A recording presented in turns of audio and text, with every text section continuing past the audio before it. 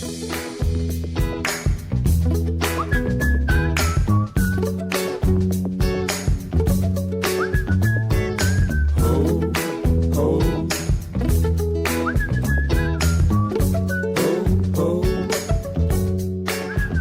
to Storycomic Presents, where we interview amazing storytellers and artists. This is episode 500.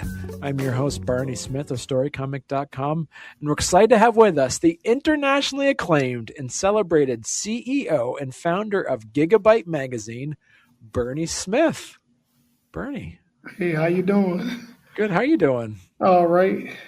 Yeah, this is exciting. I was, it's as I mentioned in my emails, it's like every 100 episodes, I always interview someone that is a derivative of either like a Bernie or a Barney or a Barnaby Smith. So you were on my list for a while. So I'm very excited that we're able to finally sit down and chat about Gigabyte Magazine. So I guess my first question for you, Bernie, and we kind of talked about it a little bit before we hit the record button, is that what problem were you trying to solve when you started or took the wheel at Gigabyte Magazine? Well, like I was saying, I did it just for the fun of it. I was just adding videos because I was in the tech. Me and my wife were techies, even though we're in our 50s or near 60s. So we're heavily into tech. So I started putting stuff for Apple, and then I started saying, Samsung. And then they had all the different conferences I would add in, Mobile World Congress and CES, because I always wanted to go to CES. My wife's cousin was there this year. He was at CES. Matter of fact, he's at a conference right now in Baltimore. So I said, let me put this stuff in, and maybe just for the fun of it. And then a year later, I started getting hits. I started getting emails. Hey, can you put your product on your website? I got a game for free. I got watches, headphones, just to get advertising on my website. And then I had a guy from Israel. He was writing some articles for me. So that was like, I told my wife, she said, oh my God, you might have to start thinking big. And what would you say then, Bernie, is like your editorial North Star? Meaning what makes a story a Gigabyte Magazine material story? I guess something that people, because I also try to look at the cost of living is going up, how to find ways of using technology, something for free. I look for the free stuff first. So I try to get free information, free tech TVs, or I'm constantly walking like in Walmart. I was just there this morning looking at the TVs and so I look at what people might buy, what's affordable right now. Right. Even with the new MacBook, they got the Neo. I got to see that at Walmart this morning. And my wife said, I wish that had came out 10 years later or earlier, because I probably would have bought it. Because my wife, she's a gamer. She does Animal Crossing. Okay. So she kind of helped me out also. So I use gaming. I have gaming. So people want to look at the newest gaming platforms coming out. I have that on there. So I look for things that people want to see, the Gen Zs want to see.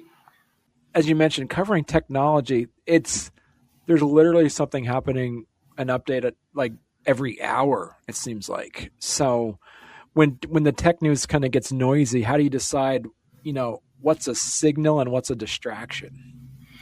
Well, I use AI to figure out what's the latest trend. So and right now AI is the latest trend. Yeah. I mean, it's really big. A lot of my feeds on Gigabyte is dealing with AI, how to use it, how to watch out for the bad and the good for AI. And people saying, oh, it's taking jobs. Really is not. It's really not taking jobs yet. Right. It's a tool to use. That's what I look at AI as a tool to make our life a little better. Just like the computer. When the computer came out, everybody said, "Oh, I'm gonna lose my job." But new jobs come out of the jobs that disappeared. New jobs are coming. So Right. I use that also in my website for jobs, trying to get people, help people figure out what they're going to do because the jobs you see now are not going to be here. Right. And are you so AI is mostly what you're deliberately covering more this year for 2026 then? I believe so. Yeah. Most of my articles are AI. Even when I was coming up here as a free conference I was listening to, they were talking about the difference between Claude and ChatGPT. And I use it a lot at work. I use Copilot, ChatGPT, Gemini. I use all of them. Right. And what's your preference then out of those AI models? That's a good question. I think I use ChatGPT more often, and I'm just starting to use Copilot because we have it on our computers at work. And it's so funny. We had a new we're getting a new CEO at my job, so I was just playing around with the strategic plan. I Mm. put it in ChatGPT, recreated it, and I sent it to her. And I'm like, one of the board members pulled me up yesterday and said, "Were you Bernie Smith that did that?" I said, "Yeah." He said, "She, we might have to give you a job working for us because I redid it. Because right now everything is real tight with the grants and all this. Right. I mean, money is tight, so I reconfigured everything. So I do use AI a lot. From your perspective, what's the for for the what we're talking about now? What's the most underrated beat you cover that you think more people should be paying attention to right now? Probably cybersecurity Yeah. because at my job we have to take a test every year because when people open up emails, they were clicking on stuff and opening it up and messing everything up. So Mm. right now we have a two-factor to get into our computers. We can't just get in. We put our password in and they'll ask us, do you want to text or do you want to call? So a lot of people are oblivious to cybersecurity.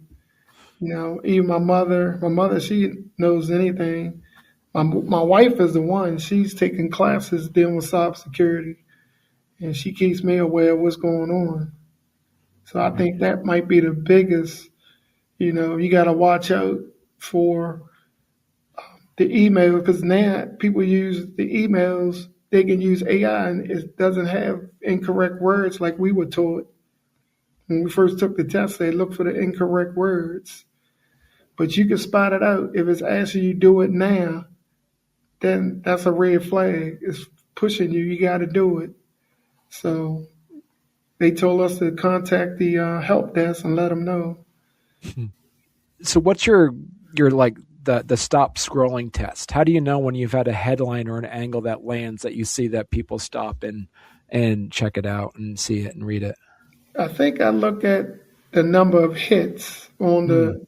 on the video. I use that.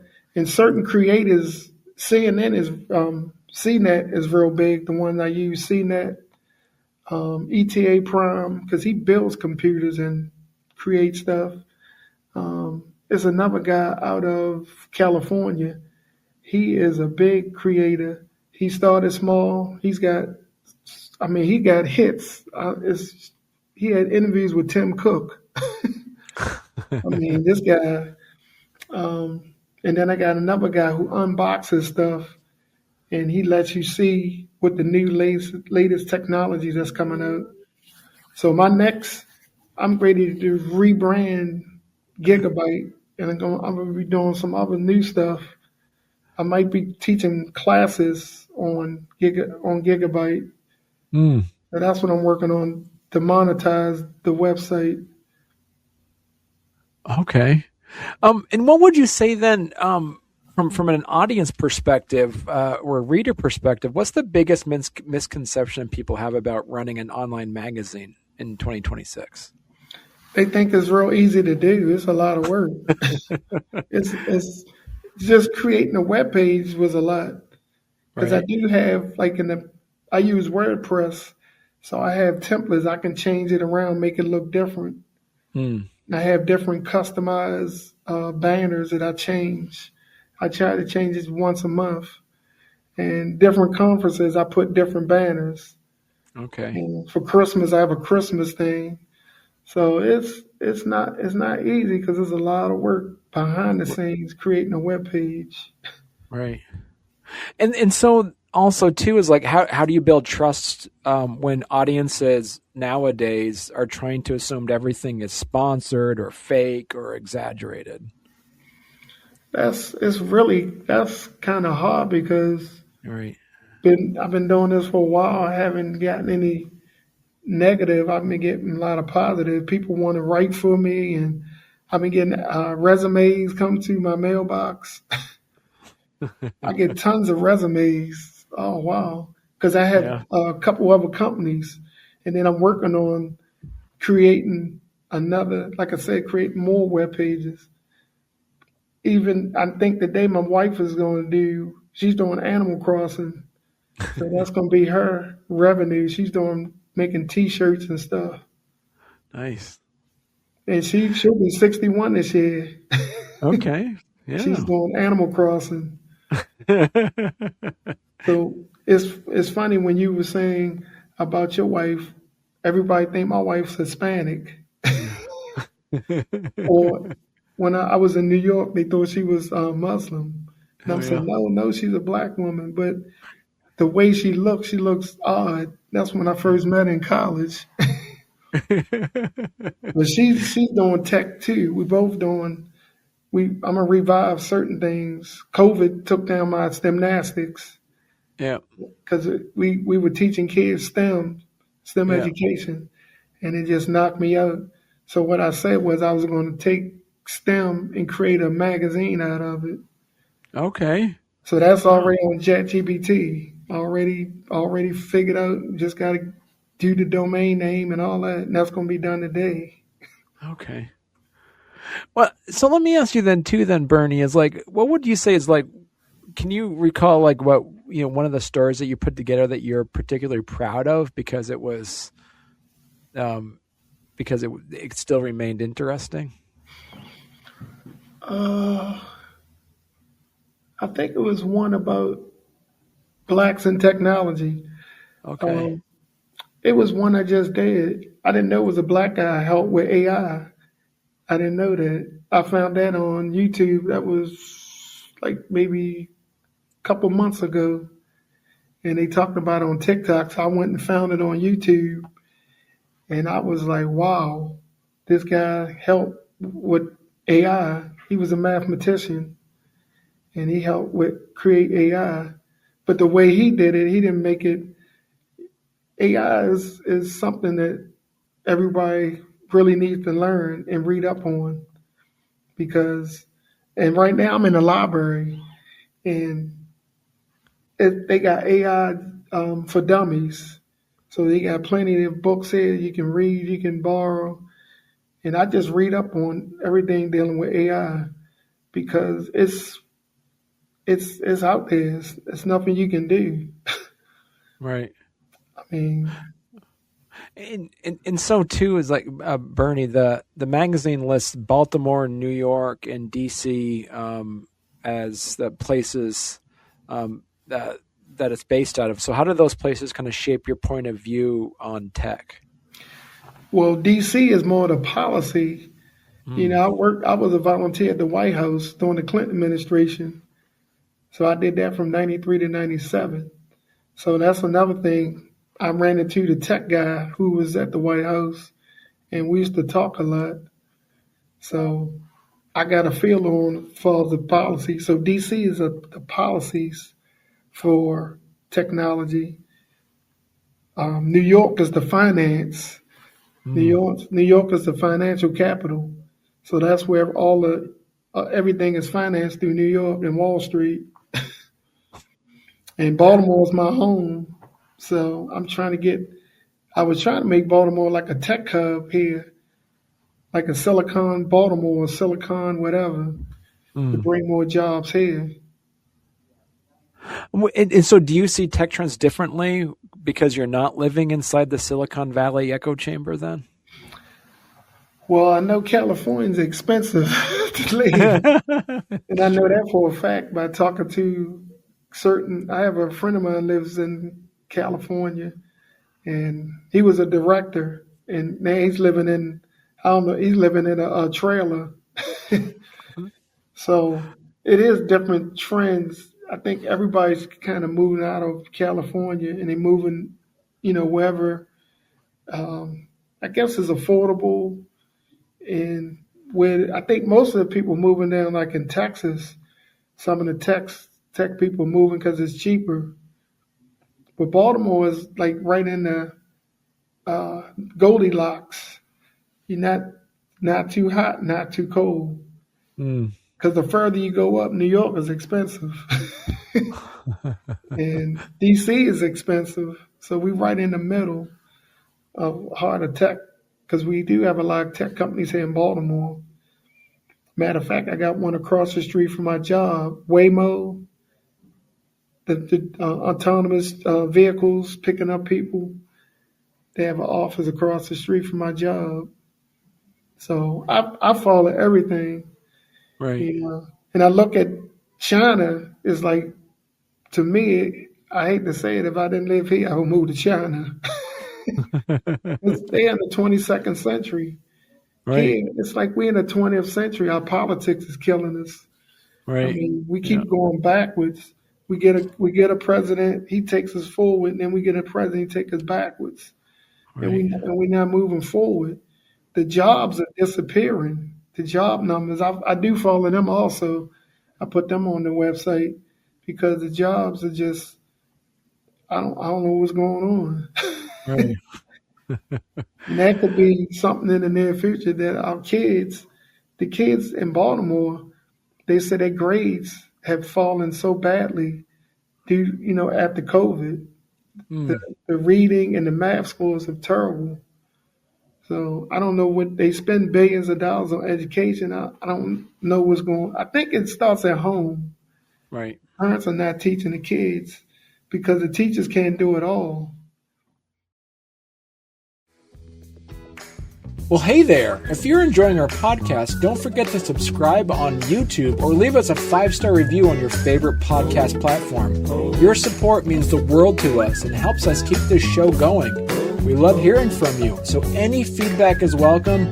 And thank you for being a part of our podcast family and for all your support. It truly means a lot to us. No, because you mentioned earlier, so the other piece too that you talk a little bit about in your book, in your magazine as well, is Afrofuturism. I'm a huge fan of Afrofuturism. It kind of really started with like Octavia Butler. And did you see like how much did you see following the Afrofuturism movement? How much did like movies, for instance, like Black Panther, help to like normalize a conversation of the genre of Afrofuturism? I think that movie, oh my God, when I went to go see it, it was lines going all the way down, and we barely got a seat. That was $1 billion movie, and that just I was blown away by that movie. And I used that movie as a guide point. So when I went to the National African Museum a couple years ago, they had an Afrofuturistic exhibit. And me and my wife took a lot of pictures. And I got to take a picture of the Black Panther suit. And then I started creating, using AI to create a world of Afrofuturistic cities, and I used Nigeria. I took that, made Nigeria in the future, and I created Baltimore in the future. So it opened my eyes up. I created my job in the future, and wanted to see the board members say, "Please don't. We don't have the money for that right now." But I look forward toward the future. Right. The future is right around the corner. Right. And I think that movie inspired me to start Afroverse. I have a magazine called Afroverse.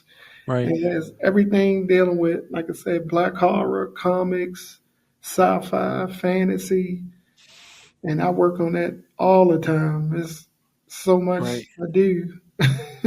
So explain to folks that are unfamiliar about Afrofuturism. How would you describe it? Well, to explain it, it just, I guess, showing how blacks can progress in the near future or in our future.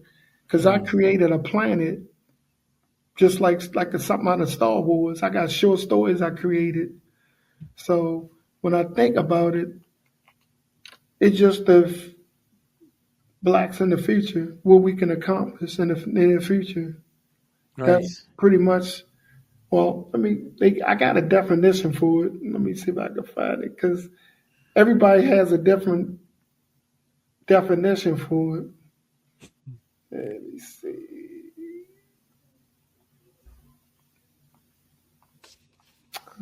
Okay.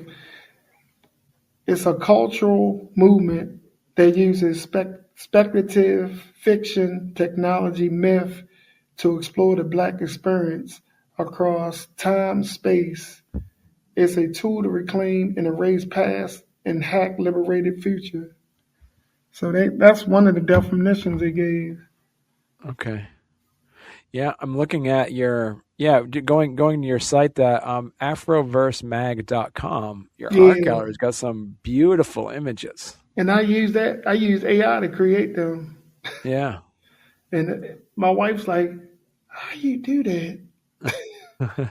So different parts of it, I'm going to create shirts. Right. I'm going to create all kinds of working with some authors of books. So Right. it's that website it took a lot. It took a lot to do. That's why I was saying people say because I do websites. I was on a talk with a lady last night to redo her website. Her website is simple. Hmm. Mine is simplistic. I gotta, I add new things, subtract new things. Right. So it's a lot of work. You also have some book reviews that you've done on your Afroverse magazine as well. Yeah, it's a lot.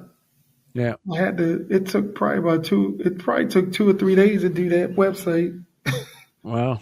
or maybe Yeah. a week, because I add new stuff in, and I'm about to change it again. I'm about to add. I'm working on a piece, but it's like a traveling circus. It's like an immersion tour. I'm trying to get a business plan for that. So Right. that's what I'm working on next. It'll take you from the past to the present, but you'll be using a VR headset. So I have to program all the stuff in. It'd be like a walking immersion tour. Right. I think I'm gonna pitch that to the Reginald Lewis Museum here in Baltimore or the Okay. Smithsonian. How do you balance your time from like your day job to being a CEO and like of Gigabyte Magazine, but also Afroverse Magazine? You got a lot on your plate that you're working on every day. Well, some of the stuff I do on my lunch break, or sometime I do it before we start because Yeah. I have to be to work at 6:30. So between 6:30 and 8:30, I can do most of the stuff, Yeah. and then I switch over to my job. And then when I come home, I come up. I can't do anything in my house because my cats drive me crazy. They jumping on my shoulder. That's why I had to come up here. They fighting and wrestling on the ground. They jumping on the computer. So I had Yeah. to come up to the library. That's right up the street from me. Yeah. And I just start. I use a storyboard and I just create everything together. Right. I, Yeah, so my I guess, cats. I got 3 boys. I have 3 boys and a girl. and so when it comes to like, so from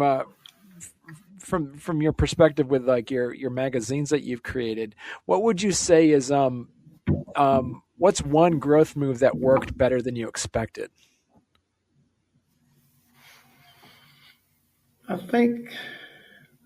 Well, I guess with the Afrofuturistic, um, that's big now since Trump is cutting all DEI, all the programs. He cutting, trying to tell the African American Museum what to put in there cutting this, cutting that, dealing with blacks. So it's like, wait a minute, is it a war on me? What did I do? So that's what got me started that's what really got me started with the Afroverse. Right. That was the main key. So people know you got to know where you're going. So because you look back at the past, say, hey, all this stuff that happened, you got to move toward the future. When you look at technology, you had a lot of blacks that designed stuff that didn't get credit. And there's a lot of stuff coming out there that's like, whoa, I didn't know that we did that. I didn't know we did this. And a lot of people didn't get credit for anything. So that's another. I take some of the old black inventors and turn them into the present, the future. I create future pictures of them. So I took Benjamin Banneker and created him to the future. So my next magazine is going to be named after Benjamin Banneker. That's what I'm working on now, because he was tinkering with stuff and building stuff out of nothing and helped design DC. I mean, he did a lot. Right. You got Mark Dean helped with the computers. It is so many people that if it wasn't for Hidden Figures, we'd have never known the black women helping with the math, with the spaceships. So, I mean, it's a lot. Even it's a guy in Nigeria that I'm talking to who has a comic book. I just feature him on my website. So I think I'm going to get back with him and create a whole section with Africans dealing with comics and movies and stuff. That's another thing I'm going to work on. Right. Yeah. And most of the people I meet are on social media, Twitter, Facebook. I met some guys at the Comic-Con here in Baltimore that had that did comic books. So they inspired me to do one. So I got a couple comic books I got to create. Like you said, all the free time, I don't know how I'm going to do it. I could just create a book with short stories. Right. I took Battlestar Galactica and made it like an Afrofuturistic kind of thing. So I did Star Blazers was an anime. I haven't done Star Trek yet. I've done Battlestar, Star Wars. There's a couple of them I work with. And then I created superheroes. A little boy. I created a superhero out of him. Huh. But I got all this sitting on ChatGPT, waiting for me to do something. Do something with it. I think I'm gonna create a short story. I just gotta come up with a name. So I already reached out to the publishers so I can have a sit down and figure out what I'm gonna do. If someone wanted to start a niche magazine today, what would you tell them to focus on first then? I think you do the groundwork, start getting all the information, do your research first.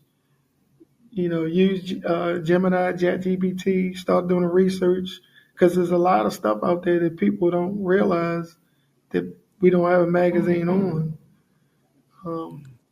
And coming to the library, that's how I realized, I look at all the noise, but I like to put it all into one pot. But it's a lot of niches out there that people don't realize. Right. Like I told my daughter, she's a shopaholic. I said, why don't you create a shopping channel? Because you spend more money, you need to make it back. She got all these clothes in her room. She lost all this weight. I said, well, you need to figure out a way to get rid of them. And she got all these shoes. I'm like, I said, you're going to have to stop shopping, because when you get married, because she might be getting married in another 2 years. Your husband not gonna go for all this shopping. And I said, you gotta pay, because she might get a free house. I said, you gotta pay property tax. And she said, what is that? I said, you gotta pay your taxes. Yeah, so there's a lot of niches out there. A lot of people got a lot of talents they don't realize they have. Yeah. My wife, she has a talent, like I said, with Animal Crossing. Yeah. She brought some guy on there who was really big a couple of weeks ago, and now she's getting all these people coming into our site. she don't have a website. I said, well, you better get a domain name. So we're going to do that when I leave here. Yeah. Get her a domain name. Because I'm like, Right. she created the brand. She did the research. I said, well, what are you waiting for? So it's just, we got our cats. They like to be nosy. They run Yeah. across the computer.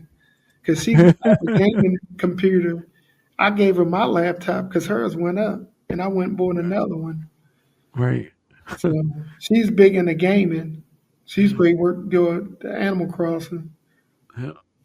No, so Bernie, if people want to learn more about you and the work you do, where is the best place they could go to? They can go to Gigabyte uh, at gmail.com Hmm. or bjsmith1967 at gmail. Okay. And I can, because I was thinking about, like I said, creating a class on how to get started on, like you just said, niche stuff.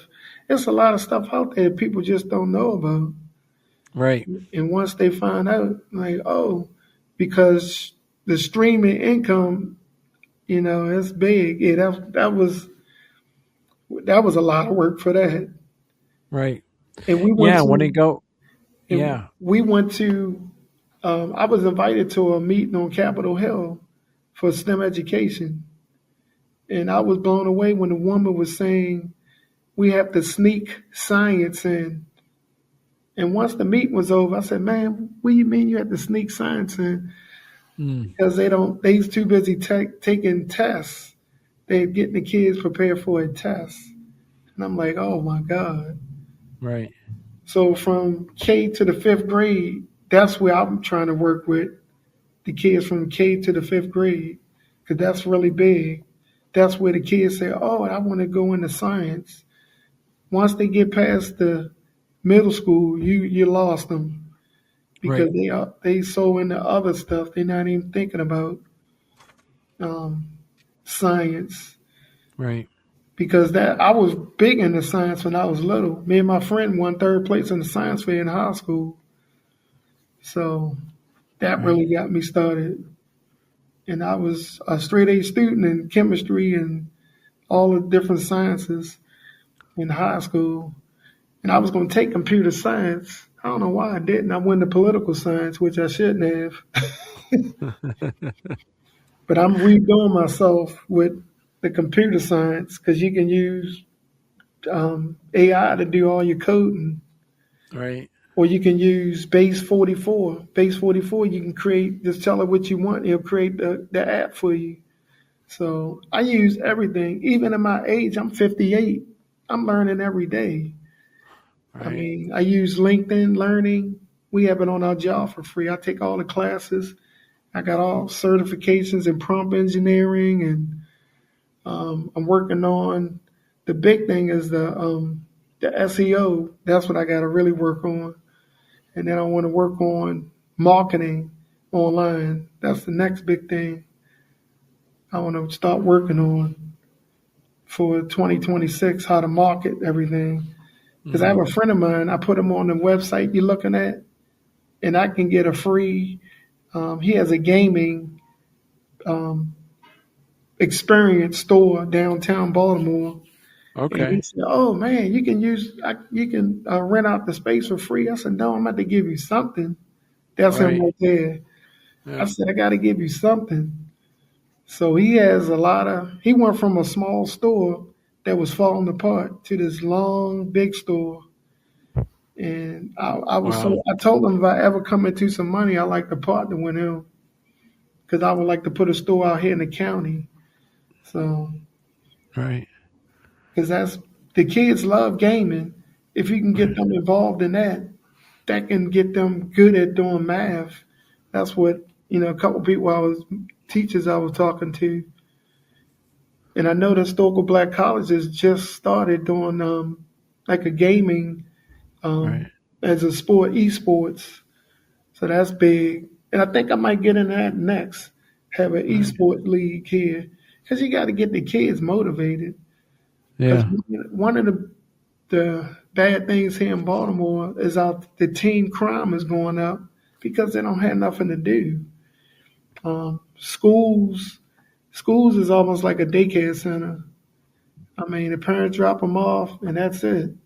You know, most of the parents is working 2 and 3 jobs. They don't get to check homework. They don't even know they got homework. And then when report card time come, like, why you got all these failing grades? Right. Because you wasn't there to help me. Right. Because the streets will take them. So that's why I want to get to start teaching the kids how to do creating websites, because the kids know how to do a lot. They know how to do a lot. My daughter put together a fireplace for me. I didn't know how to do it.